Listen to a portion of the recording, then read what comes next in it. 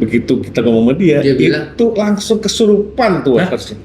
waiters itu. Nah, di depan muka. Kedua gue ngeliat nih, depan kita kesurupan. Jadi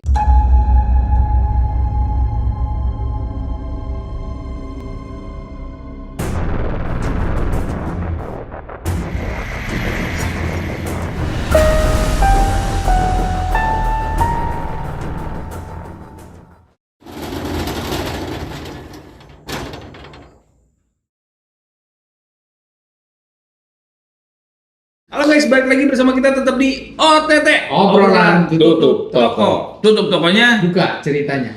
Dan masih bersama narasumber kita yang ngeselin satu ini, teman satu kantor kita dulu. Dan sebelum kita lanjut ceritanya, alangkah baiknya budi pekerti penonton kita yang sangat mulia untuk menekan tombol subscribe supaya kita lebih semangat lagi bikin konten kayak seperti ini. Nah, jadi kan kemarin tuh ada cerita waktu kalian masih sekantor berdua nih. Kali ini cerita yang gua dengar langsung tuh, bahkan karena kan waktu itu kita di satu grup ya, rame tuh. Wah, ada kejadian ini, kejadian itu. Dan pada saat kalian pulang dari kota itu, heboh lah di ruangan kita tuh kan. Ada kejadian begini, kejadian begini. Nah, gue pengen tahu nih runutan kejadiannya. Karena kan gue cuman ke memori di kepala gue ada sepenggal kejadian ini, kejadian ini, kejadian ini. Coba dirunutin. Kotanya kita sebutin gak sih? Kotanya Jogja, tepatnya di pesisir. Karena Pantai. kita butuh set lah. Pesisir pantai selatan. Spesifik dong ya? Iya. Jogja, Pantai Selatan. Pantai Kita Selatan. butuh set sebuah villa di pinggir jurang yang menghadap langsung ke laut.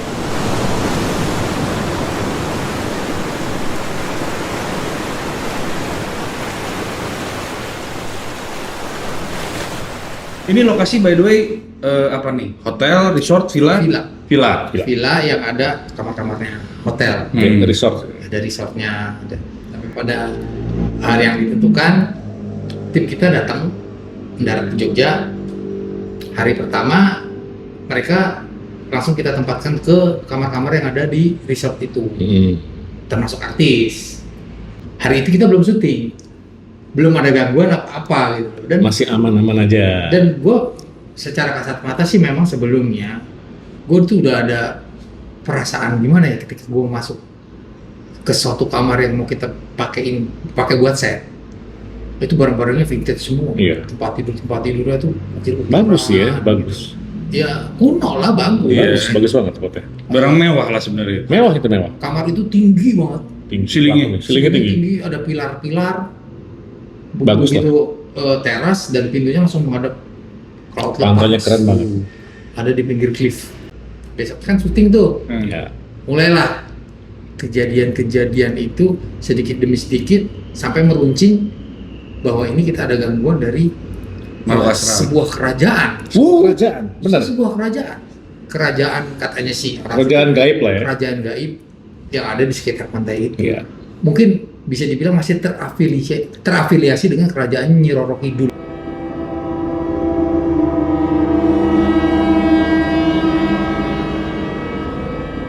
Buset. Ini Benar. ini tidak masuk akal. Kita nggak bisa nangkap dengan nalar.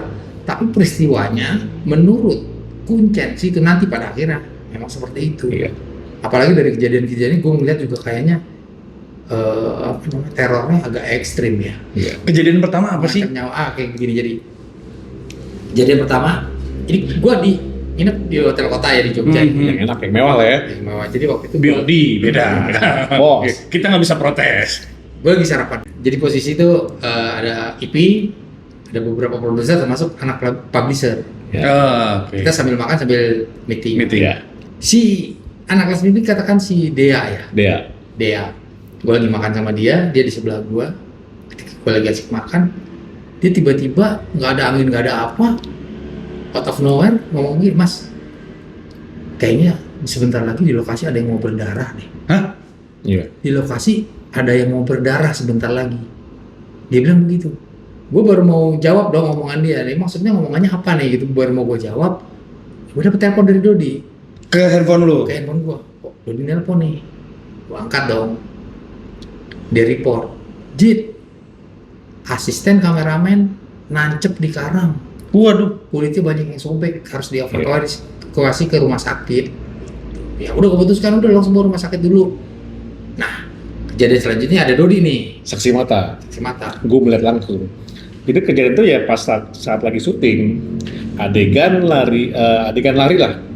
Kan kalau syuting itu kan ada artis lari, kamera Ya, entah itu menggunakan alat tambahan ya, atau manual. lightingnya semua, pegang alat semua lah. Iya. Nah pas saat mereka adegan itu mereka lari, ya mungkin mereka nggak ini ya, nggak ngeh gitu, nggak lihat bahwa itu ada karang yang sangat tajam, cukup tajam. Jadi karena di pantai itu ada. Karang di pantai. Iya. Jadi pas ada adegan lari di pantai, ngikutin, anggap ada karang nih. Dia lari nggak lihat, itu benar-benar menghujam si asisten kamera itu. Jadi dia tancap, jatuh, semua berdarah.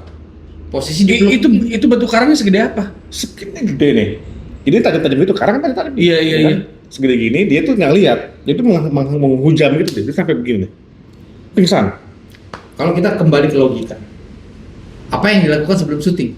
Kan pasti biasanya cek dan recheck kan. Iya. Nanti track kamera gimana, track pemain kemana gitu. Harusnya clean dong. Dan Maksudnya aman. Dan Gitu. nggak mungkin tiba-tiba karang itu nongol. Nggak mungkin. Nggak mungkin. Jadi kalau firasat gua sih mengatakan bahwa memang ini udah ada yang mengarahkan. Jadi ada gangguan energi gaib lah ya, mungkin ya. Iya. Ada yang mengarahkan untuk terjadi sebuah insiden. Tapi pada saat kejadian itu, gue belum berpikir bahwa itu ada sesuatu. Ya awalnya juga Awalnya gua ya. nggak berpikir seperti itu. Ini ya kecelakaan biasa lah.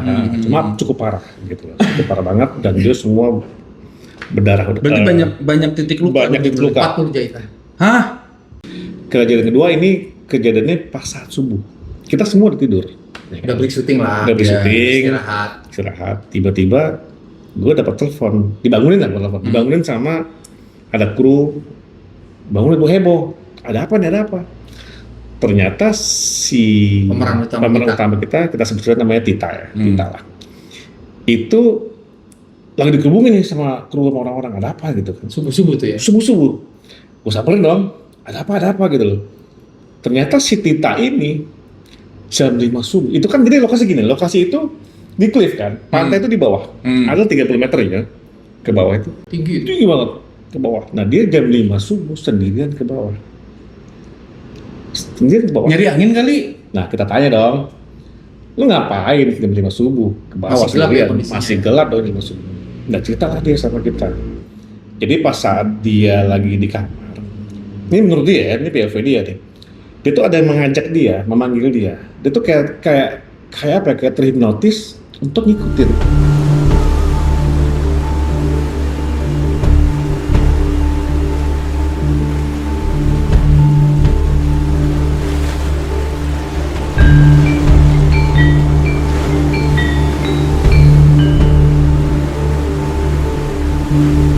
Keluar kamar, berjalan, turun ke bawah sendiri.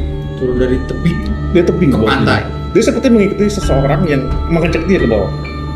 Jadi kayak dia mengikuti orang, ada yang ngajak dia ke bawah. Ada dia ikut bisikan, terus, ada bisikan. yang dia ngelihat mengajak dia. Ah, ada sosoknya. Cowok. Cowok.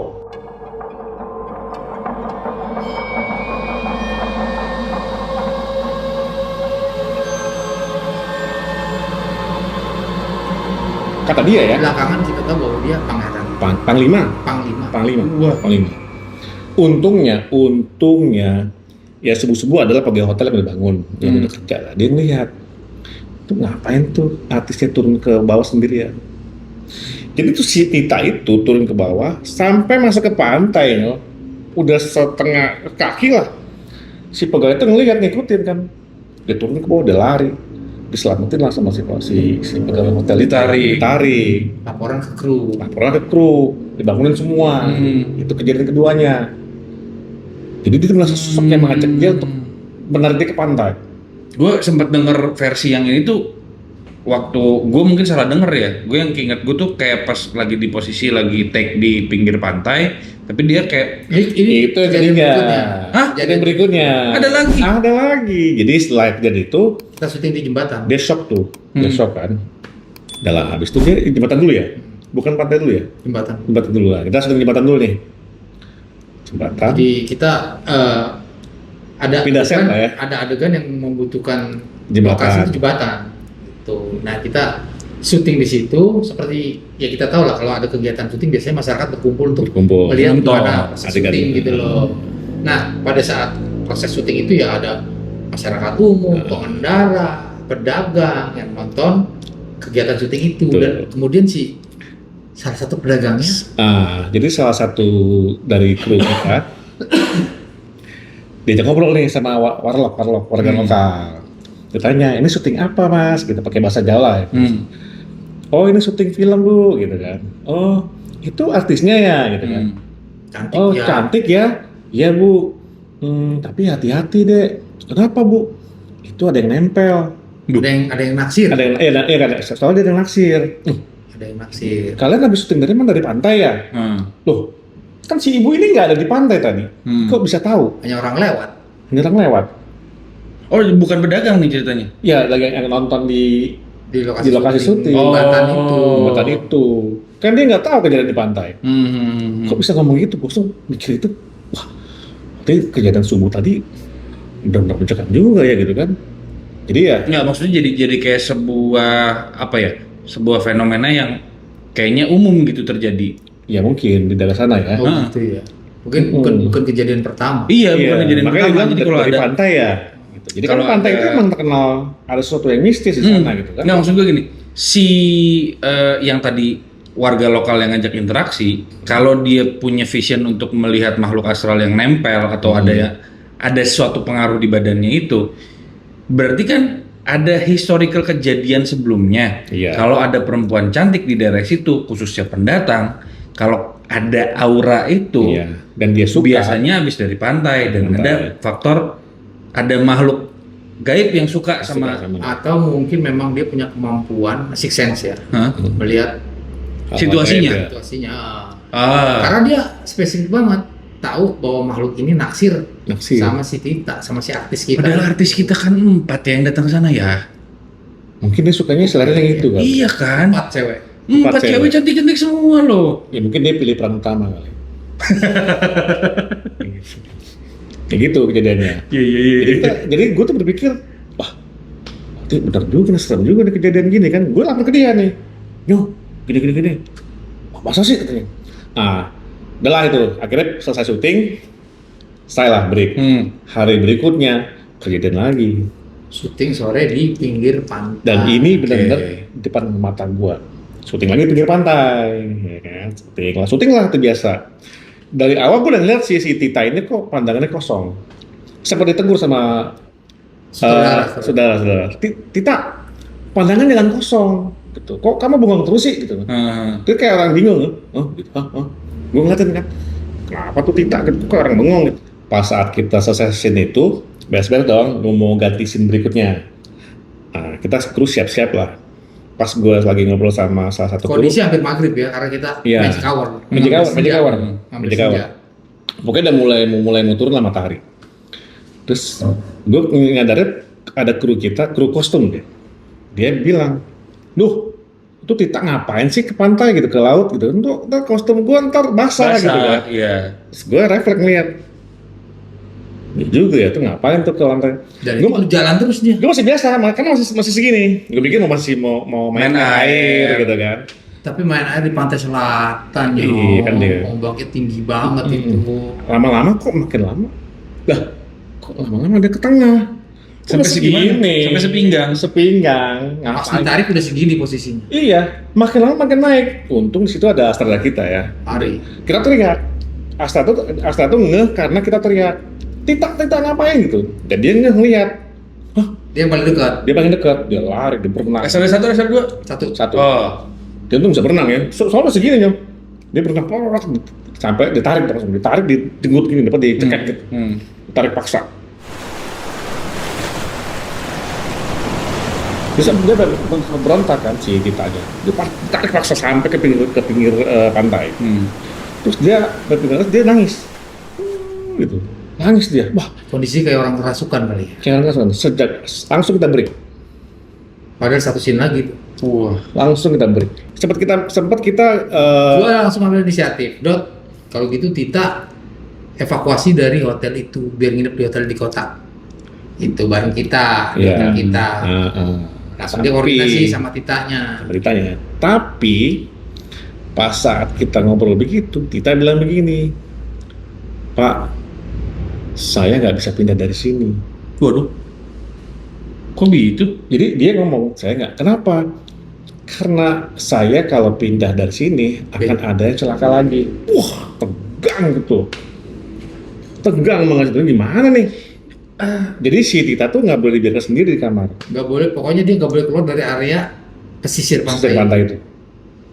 Jadi waktu itu ya nggak jadi kita evakuasi. Nggak jadi, karena takutnya bener ada lagi yang kecelakaan gitu kan. Kita ngeri juga. Takutnya lebih fatal lagi. Gue sampai koordinasi dengan saudara Mas, ini gimana nih adegan ini gitu, adegan besok gitu. Ya gimana? Dia juga bingung kan, takut juga gitu. Iya. Akhirnya besok kita tetap syuting ya. Cuma kita nyari nih.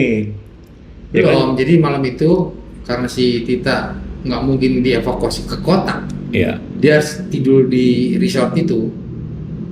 Kita ambil inisiatif, kru gantian menjaga Iya. depan kamera Tita, Hmm. jangan sampai Tita keluar kamar sendirian. Maksud gua jagain.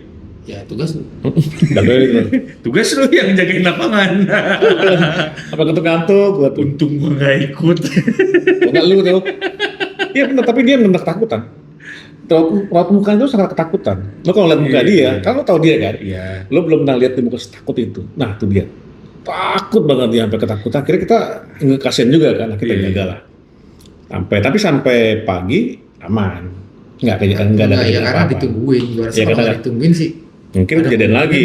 dia Turun lagi mungkin ke pantai. Makanya kita jagain. Tapi yang gue penasaran gini, kan si Tita bilang kalau dia cabut dari area resort atau bahkan dari daerah itu, Akan ada korban. Korban berikutnya tumbal lah. dia bisa taunya tuh informasi itu dari mana gitu. Menurut dia ada yang bisikin dia. Dari suara gaib Suara-suara gaib itu. si Panglima itu. Ternyata Hmm. Panglima itu suka sama dia. Suka sama dia, Nggak boleh pergi. seperti yang diomongin si pedagang itu, ada yang naksir. Ada yang naksir. Jadi si Tita ini mau dinikahin sama makhluk gaib, Panglima itu. si Panglima itu. Itu konsekuensinya apa ya kalau sampai itu kejadian ya? Ya nggak ngerti juga sih. Ya kan nggak sampai kejadian akhirnya. Nah, akhirnya ya kita besoknya kita nyari ya ini gimana caranya nih? Kita coba nyari ke pihak hotel, ingat nggak? Nah lucunya nih pas saat kita nyari, ingat Kita nggak? konfirmasi dong sama pihak hotel. Pihak hotel. Pak, Oh ini begini-begini ada kita kejadian. mengalami gangguan Supernatural. supernatural nih selama syuting di lingkungan hotel dan pantai. Iya. Kita mohon bantuan ya supaya syuting kita lancar Hmm. gimana. Jadi pihak hotel menyarankan untuk coba deh dihubungin Iya. kuncen. Kasih tahu sama Karena dia. pantai ini ada kuncennya. Sebutannya kuncen tuh. Kuncen. Akhirnya udahlah kita carilah kuncennya, ditemukan ya di peta. Kuncen tuh kalau bahasa Indonesia juru kunci ya? Juru kunci. Juru kunci. Juru kunci. Udahlah kita Belum, waitersnya. Oh iya, ini lucunya nih. Pas saat setelah kita minta sama pihak hotel, hitungan 10 detik ya, Kita minta tolong dong. tiba-tiba dan teriak. Kita minta tolong nih, minta Hmm. tolong, coba bisa nggak kita Dihubungkan sama kuncennya. bisa Jadi, diselesaikan Kita masalah tanya ini. pihak hotel tahu nggak kuncen itu alamatnya di mana, tempat tinggal di mana. Kita minta tolong dong dihubungin atau mungkin nomor telepon. Dipanggillah salah satu Satu orang waiters. Dia tanya, kita tanya. begitu kita ngomong sama dia, Dia bilang, itu langsung kesurupan tuh Hah? waiters. Si waiters itu. Di depan muka. Kedua gue ngeliat nih, depan kita kesurupan. Jadi kita tanya, Mas, tahu nggak rumah Kuncen. kuncen? Oh iya Mas, bisa gini. Bisa minta tolong nggak Mas dipanggilin? Iya. Oh iya bisa. Baru 2 langkah kali ya. Balik badan, Teriak. jatuh dia. Teriak dulu. Teriak. Jatuh. Jatuh. Heboh kan. Pihak hotel juga bingung kenapa karyawan gua nih gitu. Jadi Kenapa? kayak ada sebuah kekuatan yang menghalangi kalian buat bisa Betul. punya Cari jalan akses keluar. ke itu ya, ke kuncennya. Tapi akhirnya ya kita berhasil sih ya ngomongin kuncennya, ketemu kuncennya, kita cerita kejadiannya dari awal sampai akhir. Terus kuncennya bilang ya ini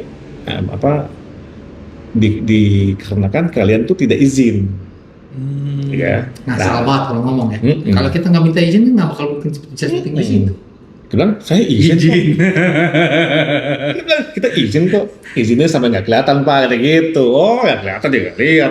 Ya akhirnya si Bapak Kuncen itu melakukan sebuah ritual untuk menyelesaikan masalah ini. Kita beli saja sesuai permintaan si Pak Kuncen. Iya.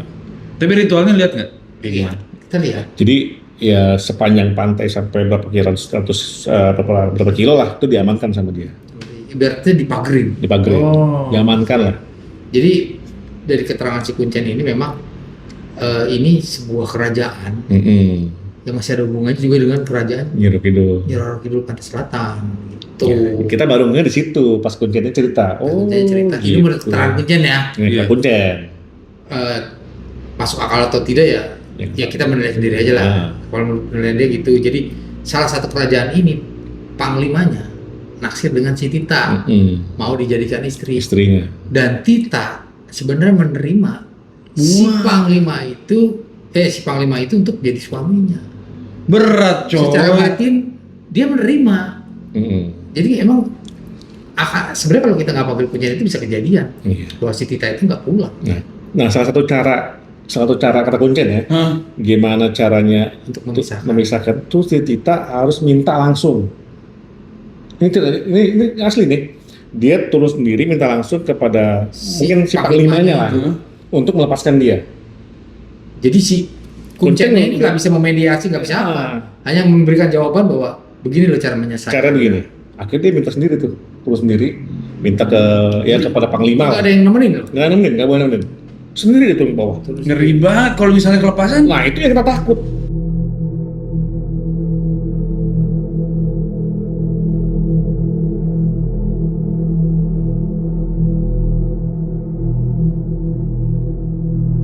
Dan akhirnya ya si Tita sendirian turun, nggak tahu apa yang dilakukan sama dia. Cerita nggak? Nggak. Total udah seger aja. Udah aman. Udah balik lagi ke karakter dia biasanya. Betul. Waktu Kuncen yang ngasih tahu itu ada Tita di situ. Nggak ada. Kita yang ngasih tahu. Jadi dikasih tahu. Jadi ada pihak hotel, ada dari manajemen kita, sama siapa lagi sih? Siapa itu ya? Ya warga setempat lah, Warga ada setempat. warga setempat yang ngawal. Kita nggak ke Tita. Ternyata sekompleks itu ya. Iya. Jadi setelah itu ya udah syuting kita lancar. Nggak ada masalah. Nggak ada gangguan sama sekali. Sampai kita pulang. Gue tuh masing-masing. Dan yang menjadi misteri sampai sekarang, apa yang dilakukan Tita ketika turun sendiri? Itu kita nggak tahu. dia ngomong bahkan apa, nggak cerita Dia apa. nggak cerita. Dia ngomong apa kita nggak tahu. Pakai bahasa apa juga kita nggak tahu. Pokoknya selesai aja setelah itu. Wow. Mungkin kita harus tanya Titanya langsung. Lo ngomong apa lo kemarin lo? Karena kan apa ya, maksudnya kalau cerita-cerita kayak begini di lokasi syuting kan banyak banget ya, Iya, banyak banyak banget, banget. hampir di setiap daerah. produksi, Iya. mau itu film horor ataupun film drama ataupun apa kayak gitu, itu pasti aja kadang-kadang bersinggungan sama soket. Iya. Iya kan? Biasanya. Jadi gue kadang-kadang paradigma di kepala gue, apalagi kan zaman dulu tuh ada beberapa talent yang spesialis kesurupan. Setiap dia syuting di mana kesurupan. Ya elah caper amat sih lo gitu. Gue kan paling rada males ketemu sama orang kesurupan ya. Iya. Jadi pada saat ngedenger cerita-cerita kayak gini, lah apaan sih? Gue masih begitu. Terus kayaknya ini kan sebuah kebetulan yang ya nyambung aja, jadi cocok logi antara kebetulan gitu. Iya. Makanya Kebetulan yang lain. iya, antara satu kebetulan dan kebetulan yang lain, apalagi kan itu di suatu daerah yang kita asing banget di situ, ditambah lagi rumor Pantai Selatan Iya, kan Pantai Selatan. ya memang terkenal dari zaman Mitos. dulu kan, mitosnya Mitosnya. itu kan benar-benar punya kekuatan magis yang sangat kuat gitu. Itu yang membuat sugesti makin kencang. Iya, lukanya asisten kamera itu nggak bisa bohong. Cuman kan ceritanya bisa aja, gue nganggapnya masih begitu. Pada saat ini gue nggak dengar ceritanya udah linear begini, kok ngeri juga ya. Oh ngeri. Sumpah ngeri. Gue jadi bersyukur lo nggak ikut lo. Ya karena yang gue khawatirin itu ancamannya kan nyawa. Iya. Sementara kita bertanggung jawab atas keselamatan tim. Yes. Itu yang gue pikirin. Gitu. Yang gue bayangin pas saat dia turun sendiri itu kalau nggak ada karyawan hotel lihat, nah itu gimana itu? Pertama kali turun. Pertama Iya kali. iya iya. Ih, Gila itu. berantakan itu. Katakan. Gila, nggak bisa tidur gue. Berantakan itu. Aduh. Jadi ya tentang mitos Pantai Selatan, Iya. percaya atau tidak percaya, banyak kejadian-kejadian supernatural yang menurut gue sih nggak masuk akal. Iya iya iya. Ya Memang sebenarnya hati-hati aja sih. bahkan kan kalau secara logis atau secara logisnya memang di selatan Pulau Jawa itu tidak ada yang aman Iya.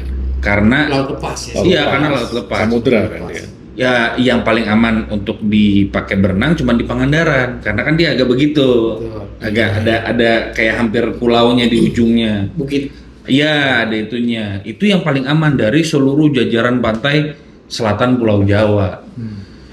Itu faktor logisnya ya. Nah, apakah iya alam punya kekuatan segitu besar sehingga mempengaruhi pemikiran manusia? Ada kemungkinan bisa juga. Bisa Ada jadi. dong, ada dong. Itu logikanya begitu. Iya, logikanya begitu. Ya seperti lu bilang, kadang-kadang alam tuh punya energi gaib yang mempengaruhi, energi negatif yang mempengaruhi Iya, manusia. iya. Kayak contoh misalnya ada mungkin nanti dicari deh. Ada satu tempat yang jadi spot tempat orang bunuh diri.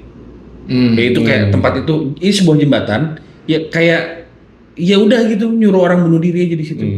Ada lagi satu jembatan tempat anjing loncat. Jadi setiap anjing apapun jenis anjingnya Pasti loncat. lewat jembatan itu pasti loncat dan bunuh diri mati. Ada energi. Iya kan aneh gitu. Iya. Kalau kita nyambungin ke ya kalau untung itu kejadian di luar negeri ya. Kalau kejadian di Indonesia pasti udah wah mistis tuh gitu. Padahal gue sangat amat yakin kita coba telusuri dulu mungkinkah ada sebuah energi yang dihasilkan oleh alam yang bisa mempengaruhi pemikiran manusia. Iya nggak sih? Iya. mental, gitu. gelombang-gelombang ya frekuensi yang mempengaruhi otak manusia. Iya. Jadi berbuat nekat. Gitu sih kalau Jadi kata gue. berbuat- Ya mungkin. Jadi kalau ada yang punya cerita tentang Pantai Selatan. Pantai Selatan, Bener kan?